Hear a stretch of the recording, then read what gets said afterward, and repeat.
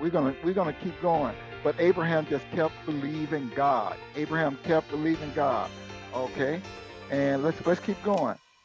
Okay, now verse number 15, and God changed Sarai's name from Sarai to Sarah because she's going to be a mother of many nations, and many nations are going to come from her. And Abraham circumcised his children. And this is where circumcision came from.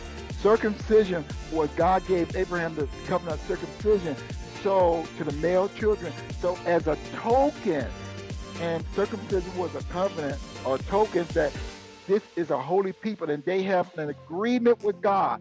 God made a promise. And you keep your, in other words, we're going to keep our end of the promise. We're going to circumcise our boys and keep our end of the promise. And God, you're going to keep your end of the promise.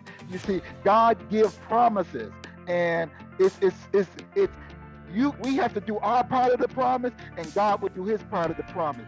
So many times, so many people don't keep their side of the promise, and they look at God cockeyed. You know, what if God told Abraham this end of the promise of circumcision, and then Abraham didn't circumcise? Abraham didn't do what God said. Abraham just went and did his own thing and said, well, I got the promise of God. I'm blessed and highly favored. I know you're blessed and highly favored. You ain't not doing what you're supposed to do. It's two sides to the promise. I was reading over in James. It said, faith without works is dead. What does that mean? They said, the writer in James, the New Testament, was saying, if you believe in God and you don't do what you're supposed to do, that's dead faith.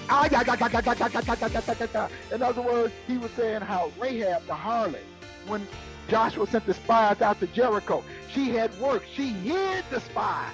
She didn't just believe, well, I believe God's going to save me in my house, but I ain't going to do nothing. Well, I believe God's going to do this to that. God's going to give me a good job, but you're not going for an interview. You're not praying. You're not doing nothing. You're not getting training. Faith without works is dead. So many people try to give God a Ponzi. In other words, want God to do everything. Really what this is showing is that this is a partnership. Let's read this. Let's go to verse number 18. And Jehovah appeared to Abraham in the plain of Mamre and sat in the tent door in the heat of the day, and lifted up his eyes and looked, lo, 3 men stood with him. And when they saw him, he ran to meet them at the tent door and bowed himself down. This is when Abram saw the 3 individuals. God reaffirmed the promise once again. But this is special, you all. Get this. And Jehovah appeared unto him. This didn't say, and 3 angels appeared. This says Jehovah. In other words, this was the incarnated God and 2 angels with him.